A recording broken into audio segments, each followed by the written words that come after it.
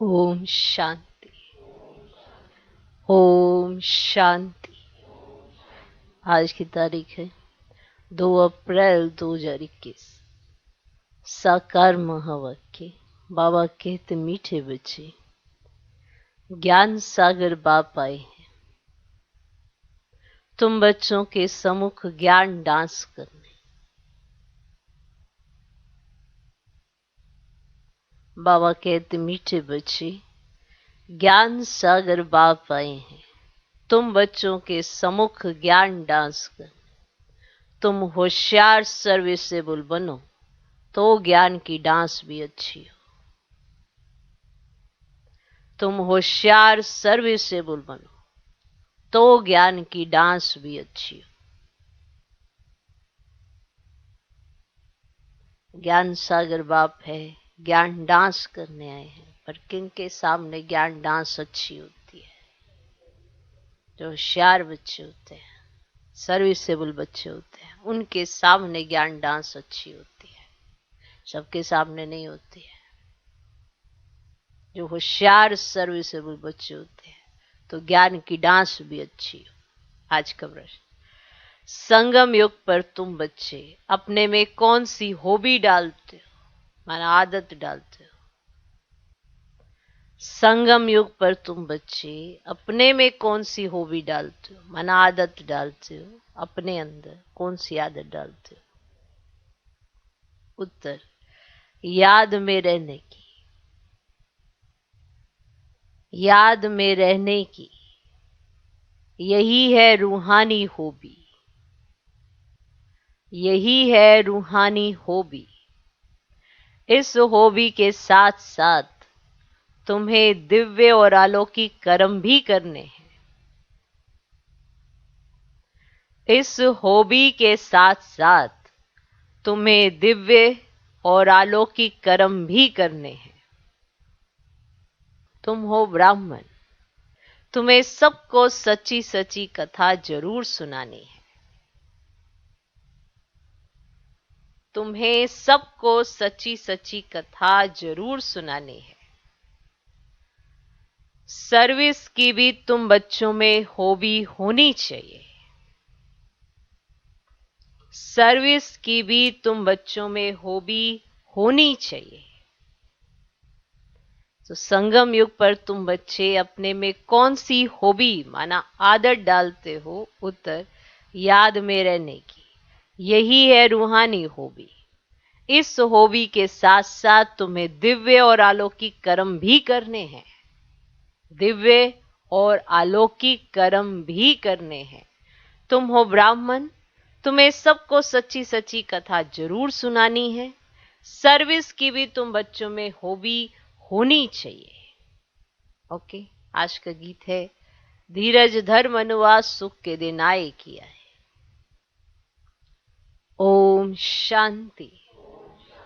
जैसे कोई हॉस्पिटल में बीमार होते तो पेशेंट दुख से छूटने की आश रखते हैं। डॉक्टर से पूछते हैं क्या हाल है, कब यह बीमारी छूटेगी। वह तो समय हद की बातें, अब यह है बेहद की बात। तो बाप आकर बच्चों को राय देते हैं। यह तो बच्चे जान चुके हैं कि बरोबर सुख और दुख का खेल है।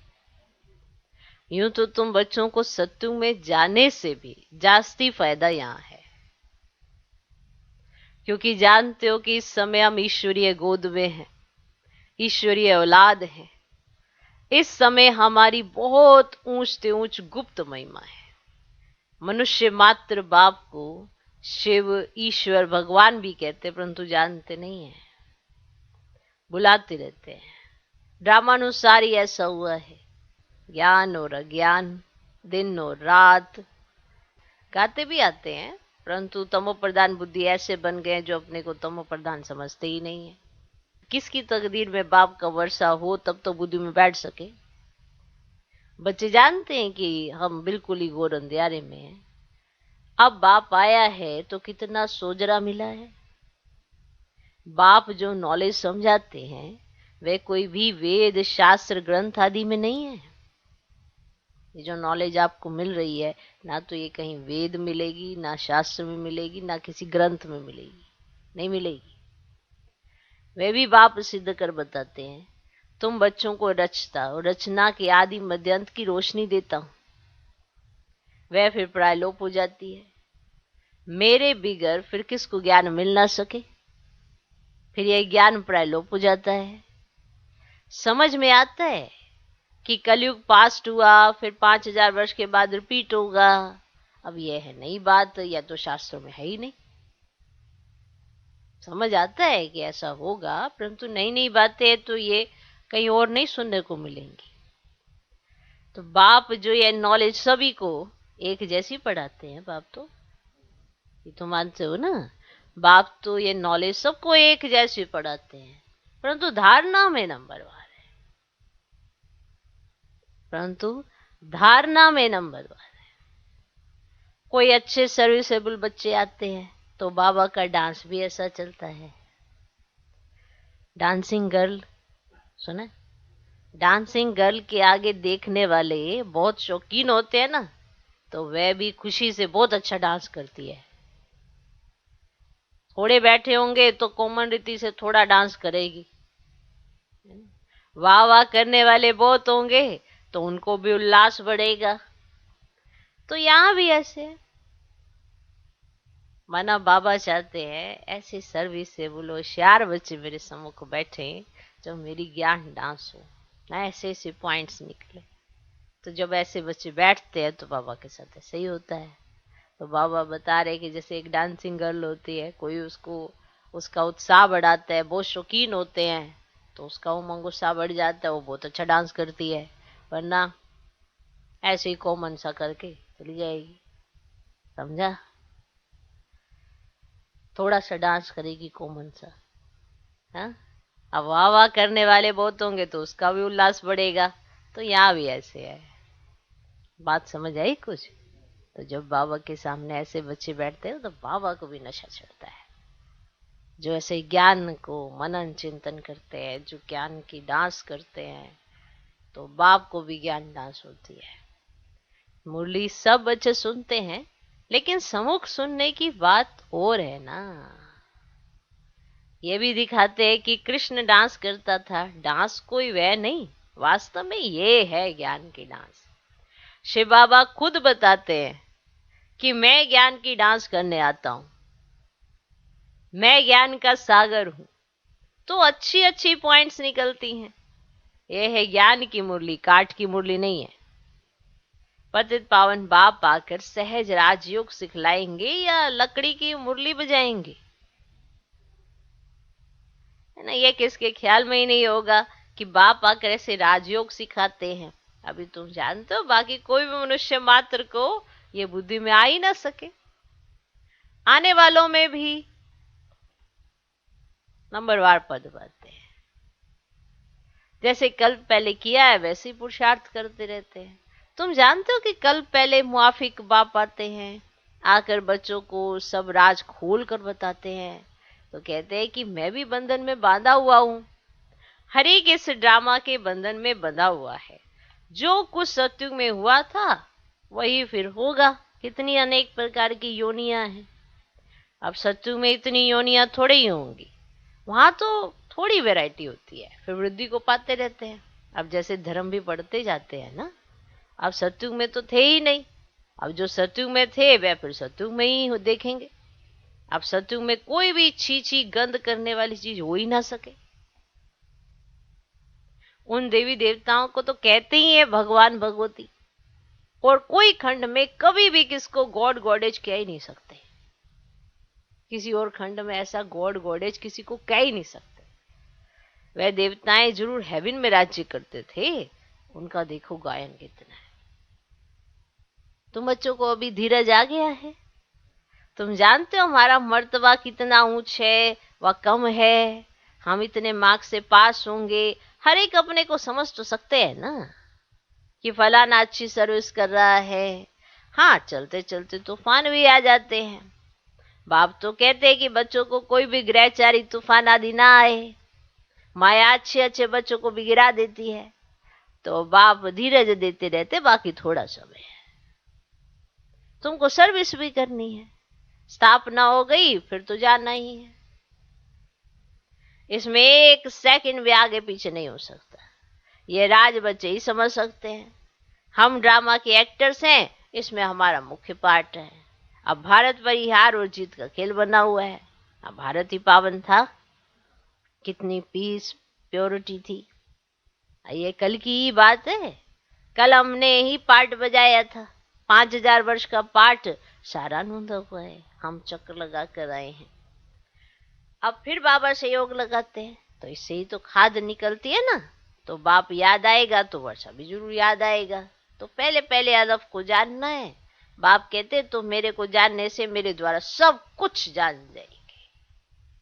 अगर मेरे को जान गए ना तो मेरे द्वारा तुम सब कुछ जान जाएंगे। तो उन्हें जानो, तभी उनके द्वारा आप सब कुछ जान जाएंगे। ज्ञान तो बड़ा सहज है, 1 सेकंड का, फिर भी समझाते रहते हैं, फिर भी समझाते रहते हैं, पॉइंट्स देते रहते हैं। अब मुख्य पॉइंट है मन मनाभव, इसमें ही विघ्न पड़ते हैं। देह अभिमान आ जाने से फिर अनेक प्रकार के गुटके आ जाते हैं, फिर योग में रहने नहीं देते हैं। जैसे भक्ति मार्ग में कृष्ण की याद में बैठते हैं तो बुद्धि कहाँ कहाँ भाग जाती है। तो भक्ति का अनुभव तो सबको है, इस जन्म की बात है। अब इस जन्म को जानने से कुछ ना कुछ पास्ट जन्म को भी समझ सकते हैं। अब बच्चों को हॉबी हो गई है बाप को याद करने की। अब जितना याद करते उतना खुशी बढ़ती है, साथ साथ दिव्य अलौकिक कर्म भी करना है। तुम वो ब्राह्मण, तुम सत्य नारायण की कथा, अमर कथा सुनाते हो, तो मूल बात एक है जिसमें सब कुछ आ जाता है। अब याद से भी कर्म विनाश होते हैं ना। अब ये एक ही हॉबी रूहानी है, तो बाप समझाते हैं कि नॉलेज तो बड़ी सहज है। कन्याओं का नाम भी गाया हुआ है, अदर कुमारी, कुमारी कन्या, और कुमारी का नाम सबसे ज्यादा वाला है। उनको कोई बंधन नहीं है।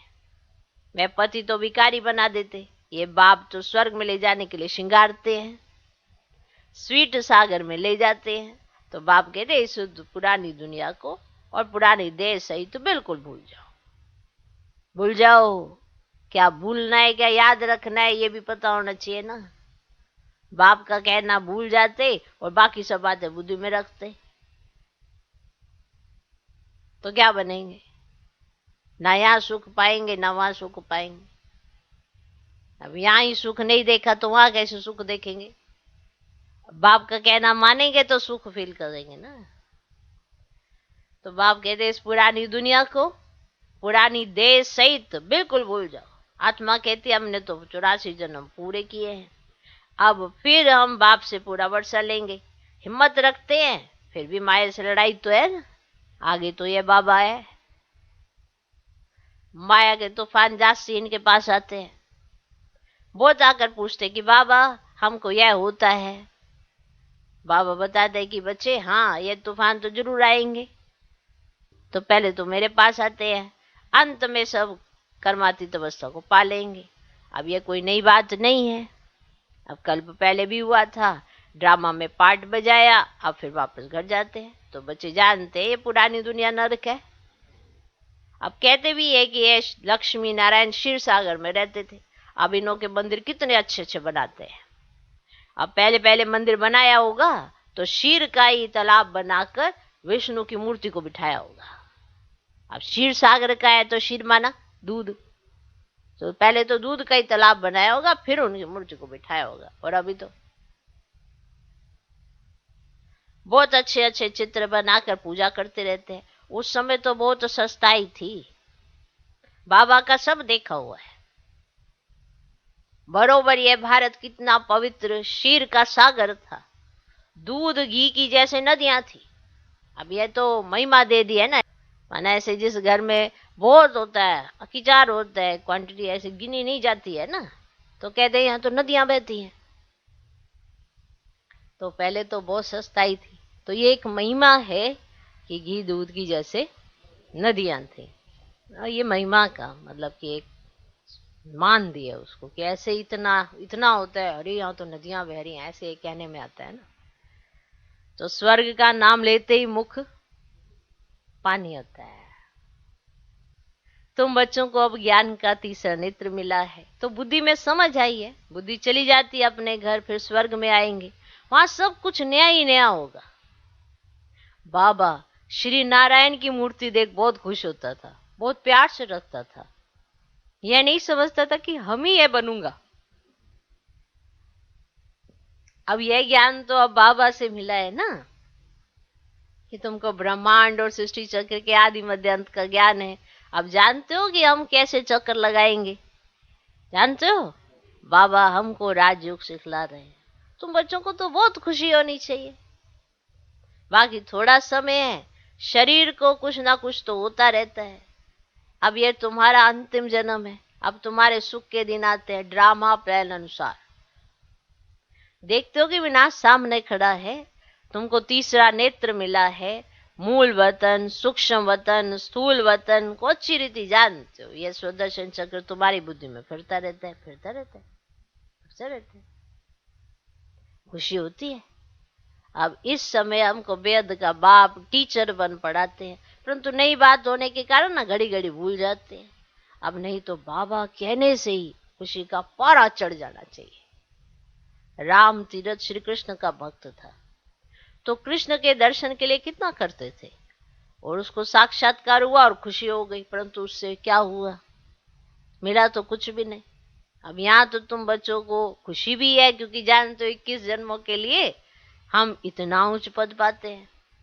3 हिस्सा तो तुम सुखी रहते हो। अगर आधा आधा हो तो फिर तो फायदा ही हुआ नहीं, फिर तो फायदा हुआ ही नहीं। तुम 3 हिस्सा सुख में रहते हो, तुम्हारे जैसा सुख कोई देख ना सके। अब तुम्हारे लिए तो सुख अपार है, महान सुख में तो दुख का पता ही नहीं चलता है। अब संगम पर तुम दोनों को जान सकते हो कि अभी हम दुख से सुख में जा रहे हैं। मुंह है दिन तरफ और लात है रात तरफ, है ना। इस दुनिया को लात मारनी है, अर्थात तो बुद्धि से भूलना है। ऐसे लात मारते हुए जाना नहीं है किसी को, बुद्धि से भूलना है। आत्मा जानती है कि अब वापस घर जाना है, बहुत पाठ बजा है, ऐसे ऐसे अपने साथ बातें करनी होती हैं। अब जितना बाप को याद करेंगे उतना ही कट निकलेगी, जितना बाप की सर्विस पर रह समान बनाएंगे उतना ही तो बाप का शो करेंगे। बुद्धि में है कि अब घर जाना है, तो घर को भी याद करना चाहिए। पुराना मकान गिरता रहता है ना, अब कहाँ नया मकान कहाँ पुराना मकान, तो रात दिन का फर्क है। ये तो हूबहू विषय वैतरणी नदी है, एक दो को मारते झगड़ते रहते हैं। बाकी भी बाबा आया है तो बहुत लड़ाई शुरू हो गई है। अगर स्त्री विकार नहीं देती तो कितना तंग करते, कितना माथा मारते हैं। कल पहले भी अत्याचार हुए थे, वे अभी की बात गाई जाती है। अब देखते हो कि कितना पुकारती है, वही ड्रामा का पार्ट बज रहा है। ये बाप जाने और बच्चे जाने और ना जाने कोई। आगे चल सबको समझने का है। अब गाते भी है पतित पावन सर्व का सदगति दाता बाप है। तुम कोई को भी समझा सकते हो कि भारत स्वर्ग और नर्क कैसे बनता है। आओ तो हम तुम्हें सारे वर्ल्ड की हिस्ट्री ज्योग्राफी समझाएं। यह वेद की हिस्ट्री ज्योग्राफी ईश्वरी जाने और ईश्वर के तुम बच्चे जानो। अब पवित्रता सुख शांति की कैसे स्थापना होती है, इस हिस्ट्री ज्योग्राफी को जानने से तुम सब कुछ जान जाएंगे। अब बेहद के बाप से तुम जरूर बेहद का ही वर्षा लेंगे। ये आकर समझो, टॉपिक बहुत है ना, टॉपिक्स तो बहुत है। तुम बच्चों का तो अब दिमाग ही पुर हो गया है, माना भरपूर हो गया है। अब खुशी का कितना पारा चढ़ता है, सारी नॉलेज तुम बच्चों के पास है। अब नॉलेजफुल बाप से नॉलेज मिल रही है, फिर हम ही जाकर लक्ष्मी नारायण बनेंगे, वहां फिर ये नॉलेज कुछ भी नहीं होगी। अब कितनी गुए बातें समझने की है। बच्चे सीढ़ी को अच्छी रीति समझ गए है ना। तो यह चक्र 84 का है। अब मनुष्यों को भी क्लियर कर समझाना है। अब इसको अब स्वर्ग व पावन दुनिया थोड़े ही कहेंगे। अब सत्युग अलग है, कलयुग अलग चीज है। अब ये चक्र कैसे फिरता है ये समझाने में सहज है। अब समझानी तो अच्छी लगती है, अच्छी लगती है, परंतु पुरुषार्थ कर याद की यात्रा में रहे, यह बहुतों से हो ही नहीं सकता। पुरुषार्थ करना है याद की यात्रा का, तब जाके वो समझानी याद रहती है। देखो समझानी मिलती है, पर क्या वो समझानी सही समय पर याद आती है? अगर आती है तो पास, अगर नहीं आती है तो फेल। समझानी तो एक ही समय पर सबको मिलती है, अभी सबको मिल रही है। मुरली में डायरेक्शन सबको मिलते हैं, पर सही समय पर क्या वो डायरेक्शंस याद आते हैं? अगर आते हैं तो पास, नहीं तो फेल। और इसी के आधार पर देखा जाता है कि आपकी बुद्धि की तार बाबा के साथ कैसी जुड़ी हुई है, आपकी बुद्धि कहां भटक रही है। देखो भगवान ज्ञान सुनाए, आप सुन ही नहीं पाए, आपका ध्यान कहीं और, तो ये भी तो अभिशाप ही है कि जब भगवान सुनाए तो मैं सुन पाऊं, समझ भी पाऊं और फिर उसे अप्लाई भी कर पाऊं।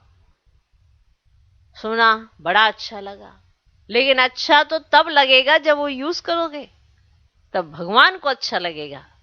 आपको सुनने में अच्छा लगा, क्या बड़ी बात है, सबको ही अच्छा लगता है। भक्ति मार्ग में भी सबको बहुत ही अच्छा लगता है, सब यही कहते हैं अच्छा है अच्छा है। लेकिन समझता जो है और जो अप्लाई करता है तो भगवान को वो अच्छा लगता है कि हाँ ये बात तो सही है। तो विचार सागर मंथन करना बहुत ज्यादा जरूरी है कि क्या हो रहा है, ऐसा क्यों हो रहा है। भगवान तो सबको ज्ञान सुना रहे हैं ना, धारणा में नंबरवार क्यों है? क्यों देह अभिमान घड़ी घड़ी आकर हमारा सत्यानाश कर जाता है? हमें यह भी समझ में आता है कि देह अभिमान ही हमारे रास्ते में रोड़ा है, फिर भी देह अभिमान को ना देख दूसरों की कमी कमजोरियों को झांकते रहते हैं, तो क्या मिलेगा? हर एक को अपनी चेकिंग स्वयं करनी चाहिए कि मेरे रास्ते में क्या चीज आती है। कोई व्यक्ति, कोई वस्तु, कोई वैभव ये नहीं आता, आता है तो सिर्फ देह अभिमान, और जिसके चलते हम किसी और को इसका वो बना देते जिम्मेवार। अगर अंदर कुछ ऐसे विचार चल रहे हैं तो उसका कारण क्या है? अपना देह अभिमान, ना कि दूसरे का। बाबा तो समझा नहीं दे रहा है, अगर समझ नहीं आ रहा है तो कारण क्या है? देह अभिमान। अब जो इस पर मेहनत करे, करना विचार, बनना चाहिए ना। ऐसा ऐसा तो नहीं है बने बनाए तो कोई भी नहीं होता, बनता है, कोई मेहनत करता है तभी प्राप्ति होती है। परिवर्तन का नाम क्या है? ये उसे ये ना पता हो कि मेरे में क्या कमी है। कमी पता होती है तो भी तो वो चेंज करता है। जितने दुनिया में अपनी आत्मशक्ति के बल पर कितना कुछ कर गया। समझानी अच्छी लगती है, अच्छी लगती है ना, किसको अच्छी नहीं लगती है? समझानी अच्छी लगती है, परंतु पुरुषार्थ कर याद की यात्रा में रहे, यह बहुतों से हो नहीं सकता। क्योंकि सिर्फ समझानी अच्छी लगी लेकिन अप्लाई ही नहीं की, और जब तक अप्लाई नहीं करेंगे तो जीवन में कैसे आएगी? अच्छा, मीठे मीठे सिकिलदे बच्चों प्रति माता पिता बाप दादा का याद प्यार और गुड मॉर्निंग। रूहानी बाप की रूहानी बच्चों को नमस्ते। हम रूहानी बच्चों की भी रूहानी बाप को नमस्ते नमस्ते नमस्ते। Good morning good morning good morning. धारणा के लिए मुख्य सर पहला पॉइंट, इस पुरानी देह और दुनिया को बुद्धि से भूल बाप और घर को याद करना है। सदा इसी खुशी में रहना है कि अभी हमारे सुख के दिन आए ही आए।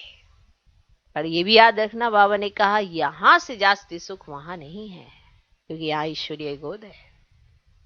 और जिसे ये याद है ना, वो उस सुख की दुनिया की कल्पना पैसे नहीं करता है, क्योंकि वो ईश्वरीय गोद में है तो उसे नशा ही यहां बहुत है। इसीलिए बाबा वो खुशी बयान करते अपने बच्चों के आगे। लेकिन जिनके ऊपर अत्याचार होते हैं, जिनके ऊपर ऐसी दिक्कतें होती है, उनके लिए बाबा कहते हैं कि चिंता नहीं करो, सुख के दिन आ रहे हैं, तुम पर कोई भी ऐसे अत्याचार नहीं कर पाएगा। इसलिए बाबा ऐसे समझाते हैं। सब तरह के बच्चे बाबा के महावाक्य सुनते, इसलिए बाबा समझाते हैं। दूसरा पॉइंट, नॉलेजफुल बाप से जो नॉलेज मिली है उसका सिमरन कर दिमाग को पुर रखना है, माना भरपूर रखना है। नॉलेज सिर्फ कॉपी या किताबों में रखने के लिए नहीं मिलती है, यूज करने के लिए। और जब यूज ही करोगे नहीं तो ऐसे ही खाली खाली रहोगे। याद रखना, भरपूर रखने का अर्थ यही है कि वो नॉलेज यूज करना, हमेशा नेगेटिव को पॉजिटिव में कैसे बदलना है, कैसे संकल्पों को श्रेष्ठ बनाना है, इसके लिए कंप्लीट नॉलेज मिल चुकी है। कोई ये मत समझे कि मेरे पास नॉलेज नहीं है। बाप नॉलेजफुल है और ज्ञान का सागर, उसने इतना ज्ञान उड़ेल दिया है कि आपको समझ आ जाएगी कि किस समय मुझे क्या करना है। लेकिन इसके लिए बुद्धि की तार बाबा के साथ जुड़ी रहनी चाहिए, ताकि जो नॉलेज है वो सही समय पर इमर्ज हो सके। नॉलेजफुल बाप से जो नॉलेज मिली है उसका सिमरन कर दिमाग को माना भरपूर रखना है। देह अभिमान में आकर कभी भी किसी प्रकार का गुटखा नहीं खाना है। देह अभिमान टू मच, हालत इतनी बुरी कि बस पूछो ना। तो देह अभिमान में आकर किसी भी प्रकार का गुटखा नहीं खाना है। आज का वरदान, ईश्वरीय भाग्य में लाइट का क्राउन प्राप्त करने वाले सर्व प्राप्ति स्वरूप भव। ईश्वरीय भाग्य में लाइट का क्राउन प्राप्त करने वाले सर्व प्राप्ति स्वरूप भव। दुनिया में भाग्य की निशानी राजाई होती है और राजाई की निशानी ताज होता है। ऐसे ईश्वरीय भाग्य की निशानी लाइट का क्राउन है और इस क्राउन की प्राप्ति का आधार है प्योरिटी। संपूर्ण पवित्र आत्माएं लाइट के ताजदारी होने के साथ साथ सर्व प्राप्तियों से भी संपन्न होती हैं। अगर कोई भी प्राप्ति की कमी है तो लाइट का क्राउन स्पष्ट दिखाई नहीं देता। आज का स्लोगन, अपनी रूहानी स्थिति में स्थित रहने वाले ही मनसा महादानी हैं। अपनी रूहानी स्थिति में स्थित रहने वाले ही मनसा महादानी हैं। ओम शांति।